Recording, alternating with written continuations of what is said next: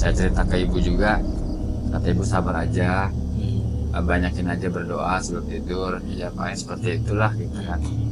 Ya udah akhirnya saya terima. Jadi setiap malam itu kalau habis mau tidur itu udah nggak tenang, dengan rasa takut campur penasaran juga.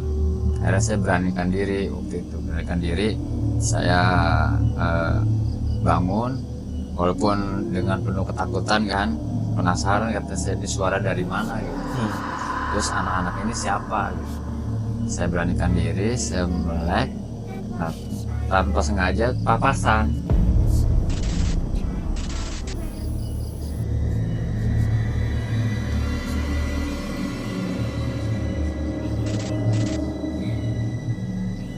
Assalamualaikum warahmatullahi wabarakatuh. Kembali lagi di acara Merinding.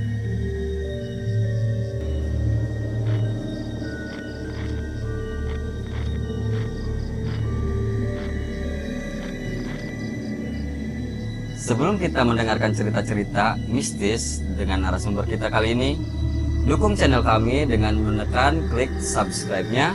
Jangan lupa aktifkan notifikasi loncengnya agar tidak ketinggalan cerita-cerita mistis yang lainnya. Kali ini kita kedatangan narasumber yang datang dari jauh, daerah Tangerang. Beliau senantiasa bersedia menceritakan pengalaman mistisnya di daerah Tangerang, tepatnya daerah Sepatan. Untuk cerita detailnya, kita langsung aja mendengarkan dari narasumber kita. Assalamualaikum. Waalaikumsalam warahmatullahi wabarakatuh. Silakan Bang, perkenalan ya. Assalamualaikum warahmatullahi wabarakatuh. Kenalkan, nama saya Nur Rahman, biasa dipanggil Rahman. Jadi ada kejadian menarik menurut saya. Ada kejadian mistis bermula itu pas saat saya pindah rumah di tahun 2000-an.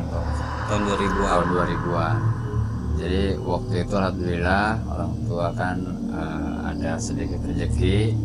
Akhirnya pindahlah beli rumah ke daerah Tangerang. Asalnya dari mana tuh dulu pindah? Dulu orang tua pernah tinggal di Jakarta. Di daerah Dan Mogot. Dan Mogot, ya. Berhubung daerah Dan Mogot itu banjir terus, iya. Ya mungkin ya orang tua juga agak jenuh gitu kan. Benar.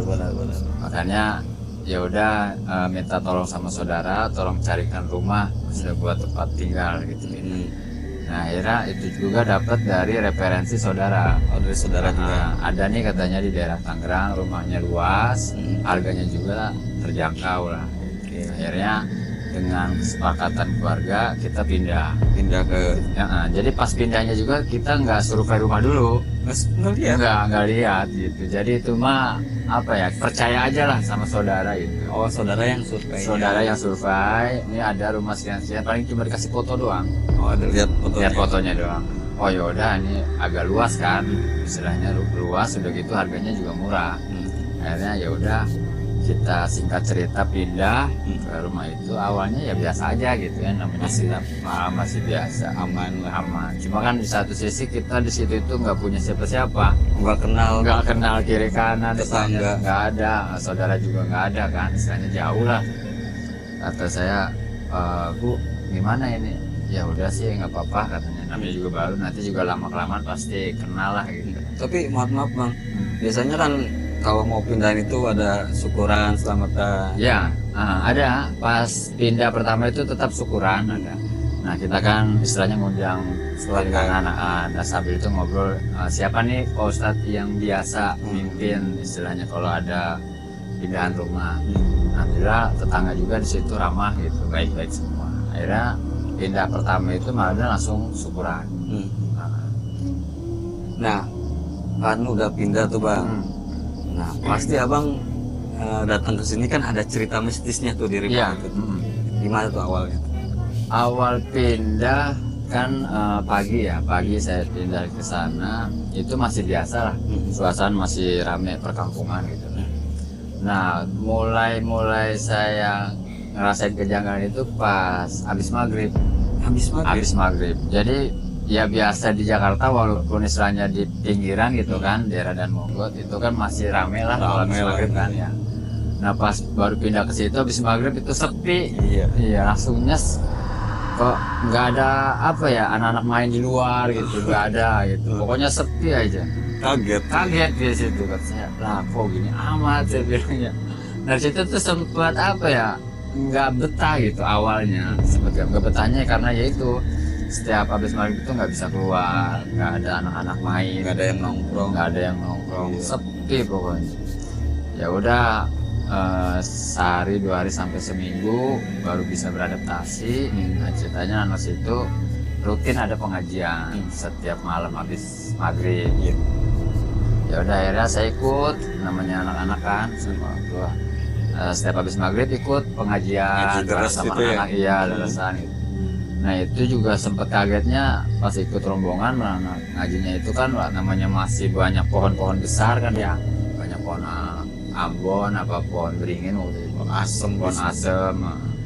Nah akhirnya pas ikut pengajian itu ya lewatnya lewat situ. Itu pun penerangan masih minim. Di saat itu masih minim penerangan. Nah awal ikut pengajian saya lewat, yang lain mah ya biasa aja namanya anak-anak situ kan. Jojong jalan. Biasa aja jalan. Nah di saya lewat situ awalnya kok kata saya serem amat, kayak anak dibuang gitu kan. Biasa di kota rame tiba-tiba ke situ sepi. Ya udah saya masih ngikutin tuh. Tapi sepanjang jalan itu tetap awal merinding mah ada. Namanya kan kaget ya, suasana baru. Nah ikut pengajian, pulangnya hari pertama biasa aja, belum ada hal-hal yang ganjil lah. Malam ketiga saya pulang dari pengajian itu. Nah di saat itu tetap ngelewatin pohon besar. Pohon apa itu? Pohon asem kalau nggak salah. Pohon asem itu pohon besar. Mungkin pohonnya juga udah tua ya, udah besar sekali.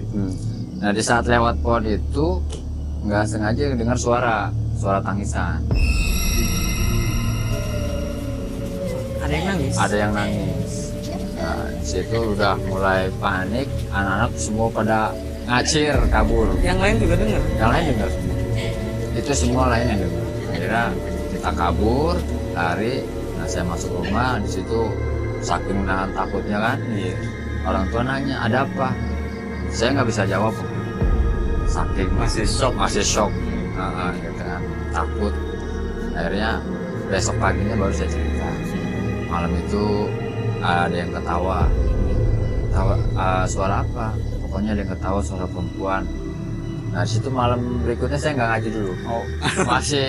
Masih takut. Kaget lah ya. Iya kaget. Saya nggak ngaji. Akhirnya 2 malam gitu. Tetap disamper kan. Nah malam ketiga tetap disamper lagi sama anak-anak itu. Akhirnya ya udah saya ikut ngaji lagi. Waktu itu kan masih zaman pakai apa ya? Penerangan juga senter. Iya senter. Masih pakai senter. Nah itu kejadiannya sering dengar suara setiap lewat pohon situ. Pohon asem itu. Lama-kelamaan mungkin karena sudah terbiasa, jadinya nggak terlalu takut gitu ya. Memang takut mah takut, cuma nggak terlalu kayak awal-awal sampai sakit gitu. Iya.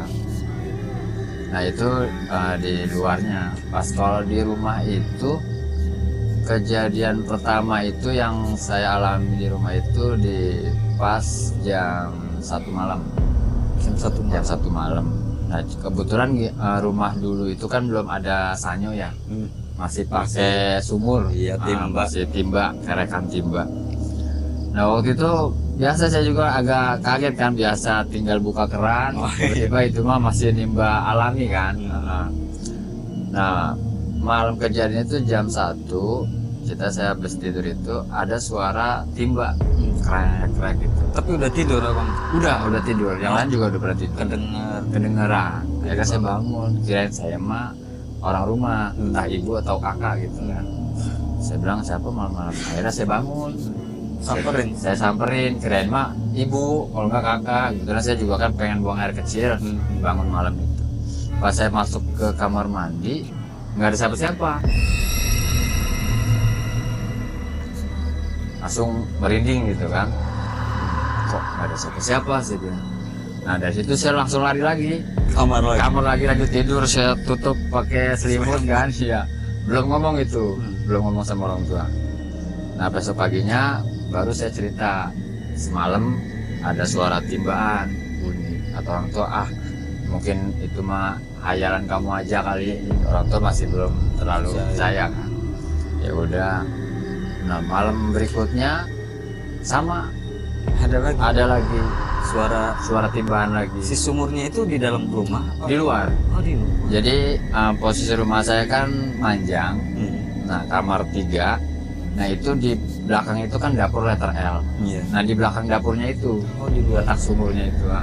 Jadi cuma ditutupin apa ya, kalau bahasa kita gubuk-gubukan lah. Iya. Karena rumah zaman dulu kan. Akhirnya malam berikutnya seperti itu lagi. Suara itu. Akhirnya saya ngebangunin ibu. Nah bareng sama ibu Juga ngedengar waktu itu. Ibu ngedengar. Nah itu pertama kali ibu ngedengar, percaya sama saya. Akhirnya sama ibu, kok ada suara ya, siapa ya?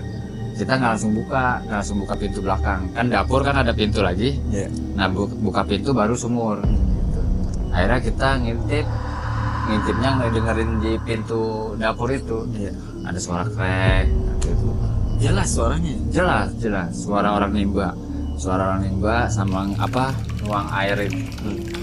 Mungkin orang lewat kali minta air gitu kan. Kemarin juga seperti itu kata saya. Yaudah kita dibuka sama ibu. Pas dibuka akhirnya nggak ada siapa-siapa lagi. Si timbaannya itu apa, embernya gerak apa? Nggak ada gerak, cuma talinya aja, tali timbanya yang goyang. Nah dari situ kan saya pegangan sama ibu kan, takut. Nah, ibu berusaha untuk tenang kan, udah nggak apa-apa katanya, kalau emang ini nggak usah ganggu, kita emang baru di sini, mohon maaf gitu kalau emang ngerasa terganggu dengan kehadiran kita gitu. Nah dari situ udah kita balik lagi ya. Biasa. Tapi nggak berlanjut sampai di situ aja. Jadi pas sekitar jam setengah tiga. Nah itu posisi di malam Jumat setengah 3 pagi. Nah biasa kan saya tidurnya walaupun ada kamar, karena nggak berani tidur di kamar, jadi tidurnya itu di pelataran. Di ruang tengah. Jadi gelar kasur lantai gitu kan, saya tidur. Kan saya cuma berdua sama ibu. Kakak kan waktu itu kerjanya di luar, masih di Jakarta, belum ikut pindah ke sini. Jadi cuma tinggal saya doang berdua sama ibu. Tinggal saya sama ibu. Nah itu pas setengah 3 itu saya sempat mendengar suara anak-anak. Ada suara anak kecil. Anak kecil main. Setengah 3. Secara logika kan nggak mungkin anak kecil main jam segitu ya. Saya mau bangun takut, akhirnya saya sambil dengerin aja, tapi tutupan selimut situ tetap semua merinding gitu kan. Saya nggak berani cerita. Akhirnya pagi-pagi baru saya cerita ke ibu. Kata ibu, itu mah mungkin mimpi.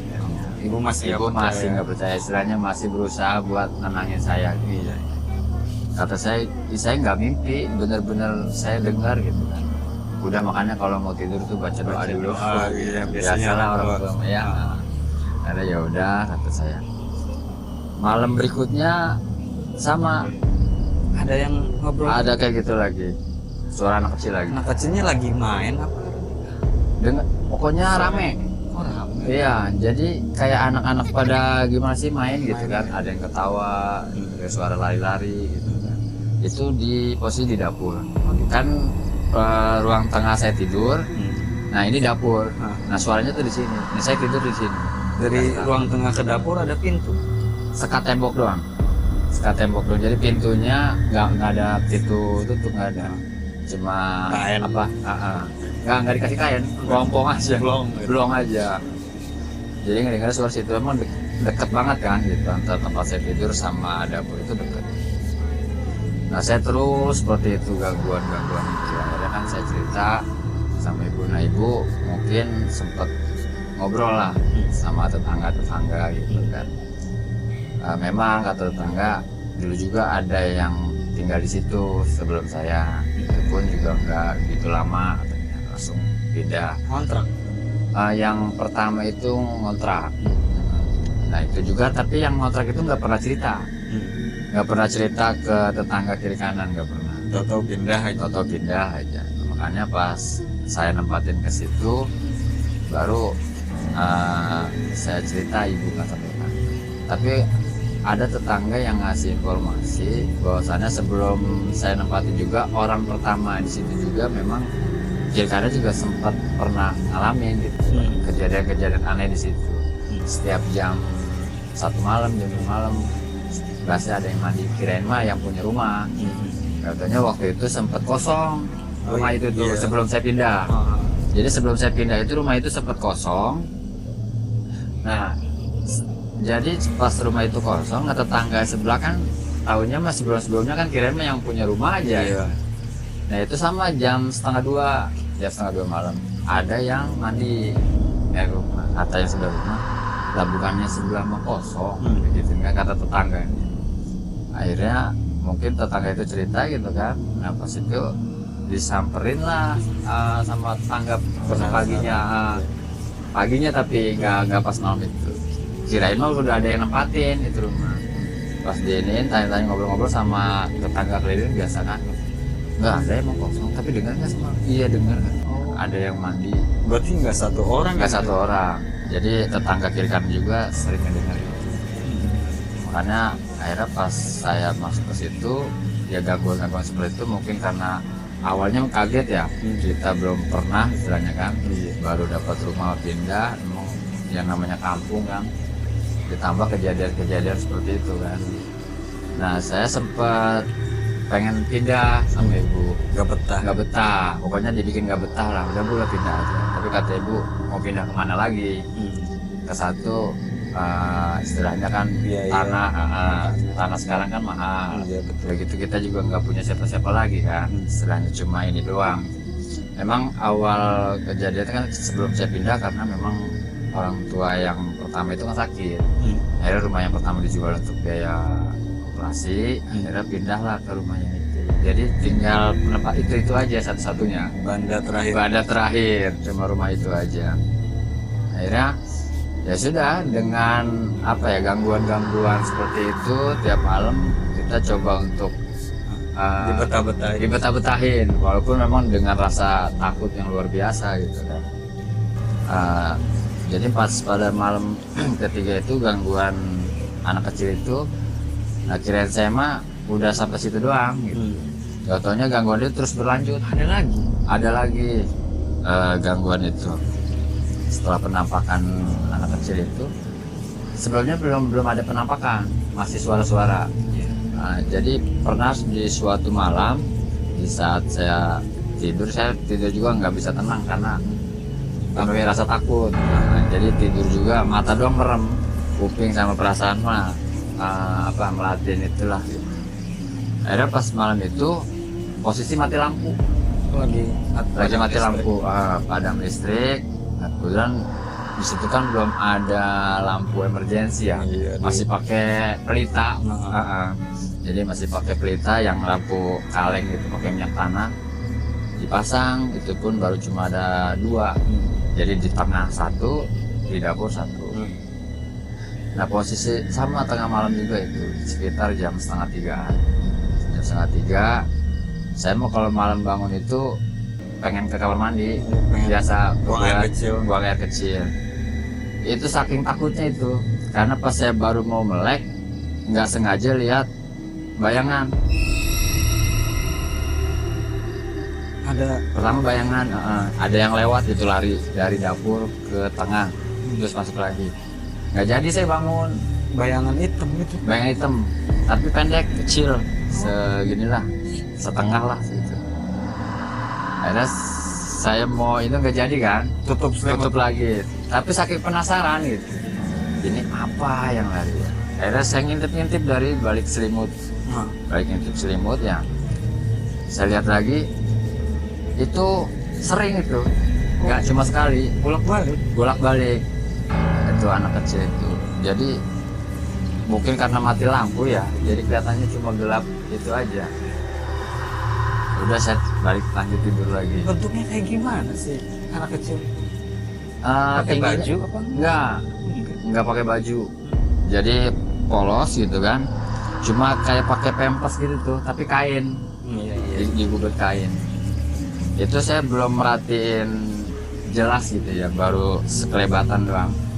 Jadi dari dapur lari ke depan, masuk lagi ke dapur. Nah di situ kata saya kok makin kesini makin banyak gitu gangguan. Saya cerita ke ibu juga, kata ibu sabar aja, banyakin aja berdoa sebelum tidur, ya paling seperti itulah gitu kan. Ya udah akhirnya saya terima. Jadi setiap malam itu kalau habis mau tidur itu udah nggak tenang. Nggak tenangnya karena ya itu tadi kepikiran dengan apa gangguan-gangguan, Takut ada penampakan lagi. takut ada penampakan. Dan suatu ketika saya pernah dikasih lihat, jadi wujud yang tadinya lari-lari itu anak kecil, itu nggak sengaja. Waktu itu saya bangun malam mau ke kamar mandi, saya bangunin ibu, minta temenin gitu, karena saya udah kebelet gitu kan, ditemenin sama itu kamar mandi sama ibu. Nah waktu itu nggak ada apa-apa, belum ada apa-apa. Nah setelah pulang balik dari kamar mandi, ibu lanjut tidur kan, ibu kan tidur di kamar depan. Nah sebenarnya kan saya mah harusnya di kamar kan, cuma nggak berani tidur di kamar. Akhirnya saya tidur di tengah. Nah, saya lanjut tidur lagi. Tidur itu saya nggak tidur pulas, jadi cuma mata doang, merem doang, sambil kuping mah merhatiin gitu. Gak lama saya dengar suara lagi, Yang siaran lari-lari. anak-anak itu ya sambil lari-lari. Dengan rasa takut, campur penasaran juga, akhirnya saya beranikan diri. Beranikan diri, saya bangun, walaupun dengan penuh ketakutan kan, penasaran kata saya ini suara dari mana gitu. Terus anak-anak ini siapa gitu. Saya beranikan diri, saya melek, nah, tanpa sengaja papasan. Jadi dari belakang itu, dari dapur dia lari ke hadapan saya, pas posisi saya ngelihat ke depan dia gitu, jadi papasan gini nih. Itu mukanya hancur lah, Misalnya hancur. jadi matanya itu merah, mata merah, terus ada taring tapi ingusan gitu kan, ada ingusnya, pokoknya jelek lah itu anak. Kupingnya juga caplang gitu kan, kepalanya botak, lancip kupingnya di sini. Saya mau teriak nggak bisa, ya kan, mau manggil ibu juga nggak bisa. Jadi kayak kaku sekian detik gitu kan. Nah pas dia ngeliat ke saya, dia lari lagi, balik lagi. Ya situ hilang. Nah di situ saya sempat sakit, kurang lebih hampir seminggu itu. Sawan, mungkin kalau kata orang itu dulu mah sawan gitu ya. Saya sempat sawan itu. Nah akhirnya mungkin ibu juga kasihan gitu kan, saya cerita gimana, pokoknya saya nggak betah, saya pengen pindah lagi. Tapi mikir lagi gitu, kalau kita mau pindah mau nyari kemana gitu kan, apalagi istilahnya kita udah nggak ada siapa-siapa, dan rumah juga kan nggak segampang itu istilahnya kita jual juga kan, harus dipasarin gitu. Udah coba sabarin dulu. Tapi tiap habis maghrib itu saya sama ibu berusaha buat ngaji. Mulai tadarusan, buat ngaji Yasin gitu kan setiap habis maghrib. Terus seperti itu. Tapi kirain saya mah itu tuh sudah mulai berkurang, nggak taunya makin jadi. Makin banyak. Jadi nggak cuma suara-suara, akhirnya mereka tuh sering kasih lihat gitu. Sering nampaki. Dari yang anak kecil itu pernah waktu itu bayangan hitam di kamar itu, kamar yang tengah kan kosong. Di situ pernah. Kodenya kamar bang. Iya, itu kamar saya kan, di kamar itu air kosong. Saya pernah sekali di situ dikasih lihat. Pas masuk kamar ada tinggi besar. Tapi nyampe ke itu. Sampai mentok ke plafon. Saya nggak sempet nengok ke atas, cuma ngeliat bawahnya doang, kakinya itu udah istilahnya besar banget gitu, penuh. Nah di situ saya langsung kabur, saya lari ke ibu. Malam itu saya tidur bareng sama ibu. Kata ibu, yaudah tidur di sini aja. Udah pada malam itu cerita ke ibu, ada ini, kata ibu, yaudah coba besok kita ngobrol sama tetangga. Akhirnya kita ngobrol-ngobrol sama tetangga.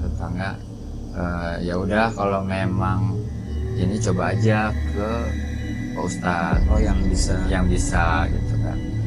Nah itu pun waktu itu ya udah kata kita coba nanti kita ngobrol-ngobrol. Emang berhubung karena di situ saya nggak ada yang kenal sebenarnya kan, baru pertama kali pindah.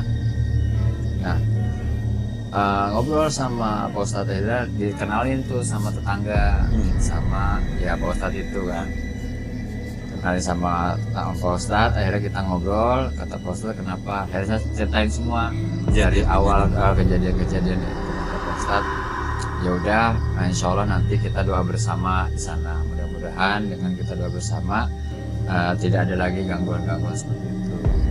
Nah pada malam itu benar datang Pak Ustadz, doa bersama di situ, pengajian. Ustadz sendirian?